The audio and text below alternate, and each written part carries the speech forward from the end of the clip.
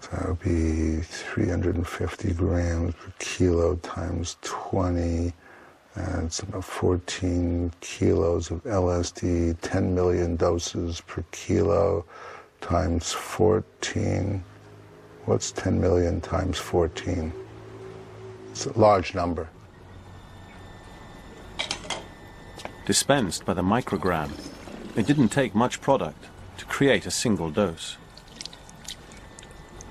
We're dealing with something that's 10,000 doses in maybe even less than my thumb tip. Illicit production was painstaking work.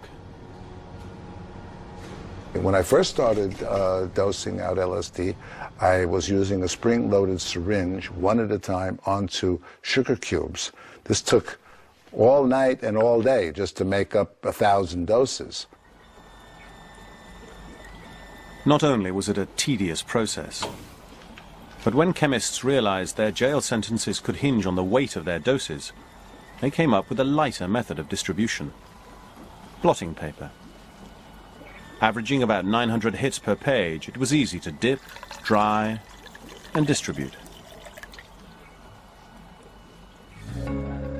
But eventually the long arm of the law collared Nick Sand. He was arrested in 1972, but escaped to Canada while on appeal.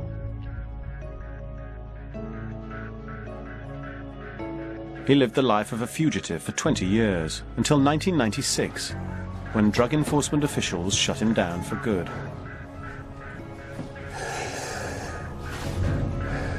But by this time, he estimates that he and his colleagues made 250 million doses. He has no regrets, and still refers to LSD not just as a drug, but a kind of sacrament.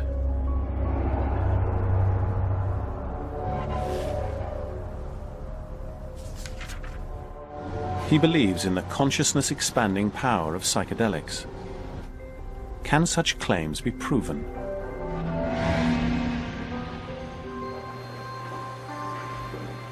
Now, a few researchers have been allowed back into the lab with psychedelics and human subjects.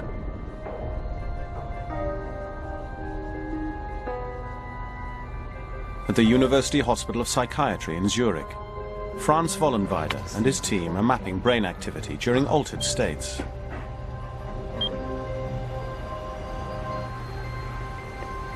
"64 electrodes attached to this subject's scalp will record 1,000 images of brain activity every second. We can make brain maps. It's like road maps. We can show the brain process in terms of chemistry, in terms of functions, in terms of a network, how brain areas interact together, how they are connected. This research allows the team to create three-dimensional pictures of a human brain under the influence of drugs.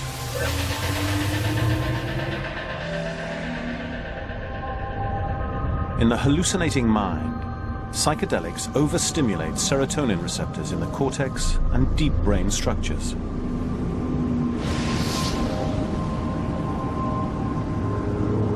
Users see images that don't really exist, blurring the line between perception and imagination. His brain is producing that inner experienced image of the world. It can be a little story, a little film, you can see persons or objects. Vollenweider's team has discovered that the brain map of a hallucinating mind will always look the same. But for the user, images and perceived experiences can take many shapes and forms, from the sublime to the horrifying.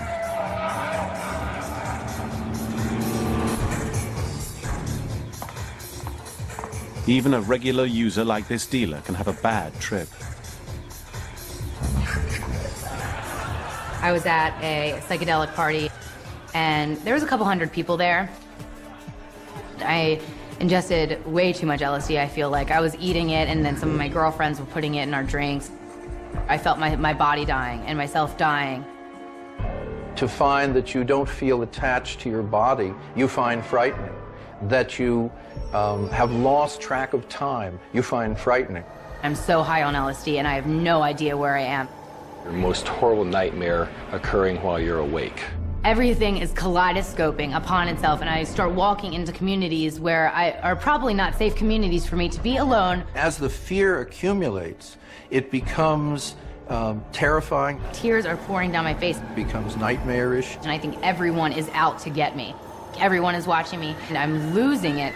If you are not with people you trust, and you look at them and they look at you and they seem to be dangerous and truly ignorant, you then can become paranoid, which raises the fear level and which makes you terrified and hoping that it will be over, and then it isn't over.